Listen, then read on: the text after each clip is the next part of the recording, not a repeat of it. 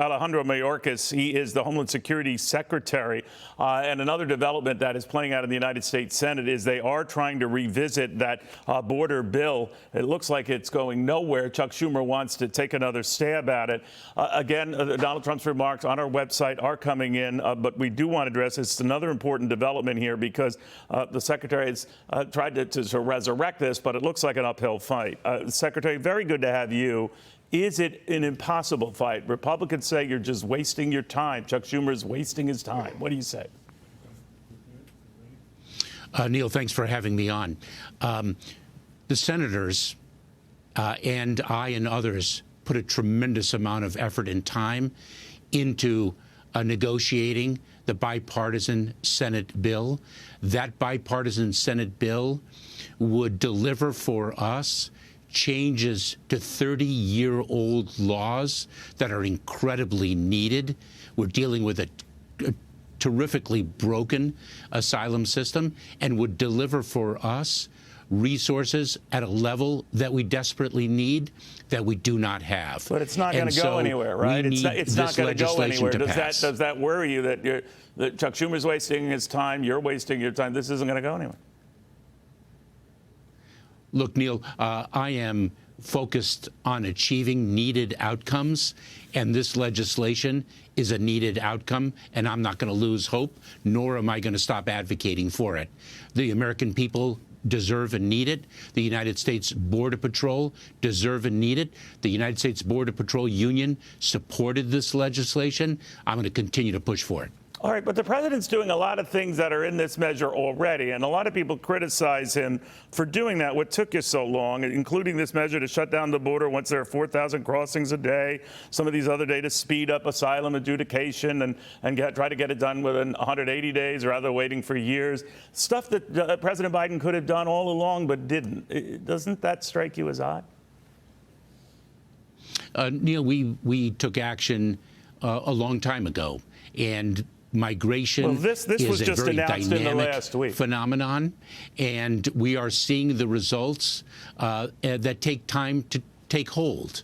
We built capabilities in foreign countries, in Guatemala, in Costa Rica, in Mexico as well. And sometimes they don't develop overnight. They take time to mature, and we continue to take actions within the confines of our authorities. We need Congress to act. All right, but I guess it struck a lot of people as odd. No disrespect, Secretary. Chad Wolf, your predecessor, was among those saying, we're almost 3.5 years into a crisis, and only now are they starting to take these executive actions. These are actions that we have been pleading with the administration to take for 2.5 to 3 years. What do you say to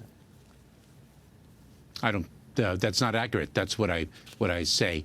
We implemented the asylum officer rule through regulation. We implemented the circumvention of lawful pathways rule through regulation. We have built additional facilities, deployed enforcement and removal operations officers. This year, we have removed or returned more than 720,000 people who do not qualify for relief under the law, more than any full fiscal year since 2011. We've been enforcing the law from day one, despite the political rhetoric.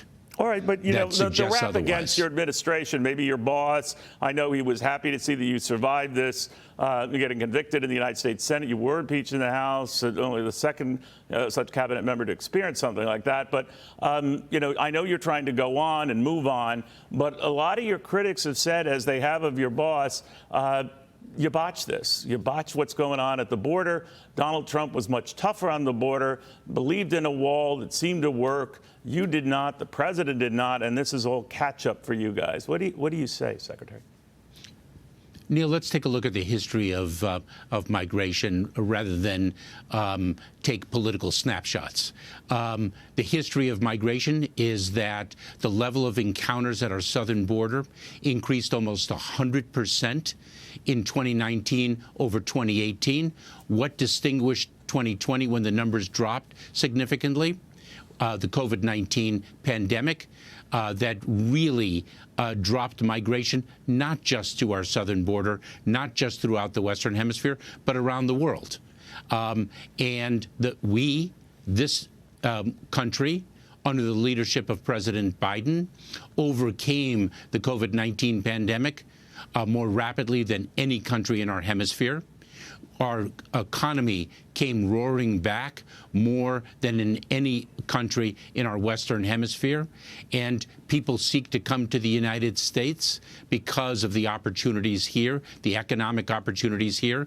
We still have approximately 8 million vacant jobs in the United States that American workers are not filling.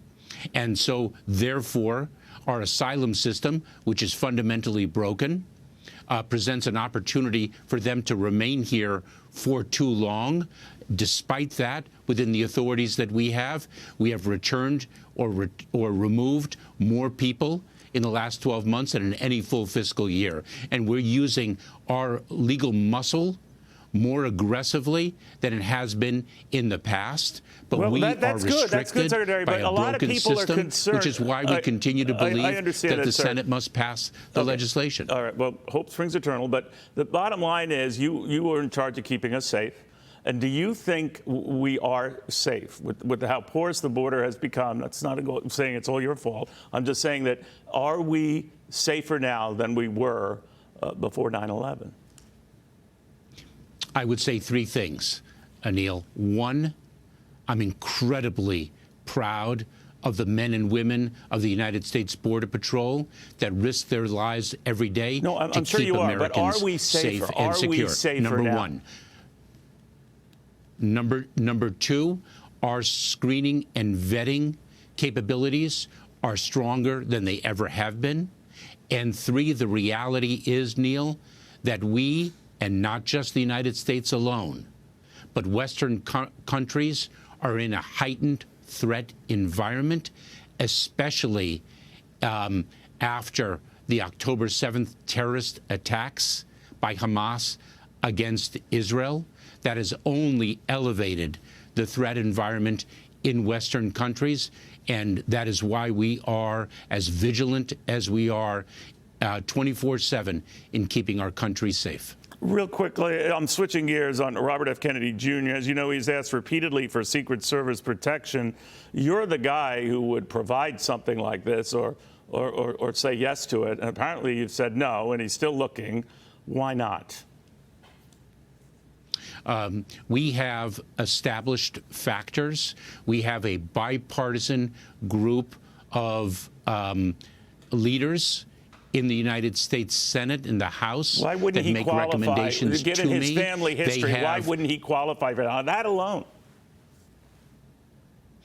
Because the factors are security related.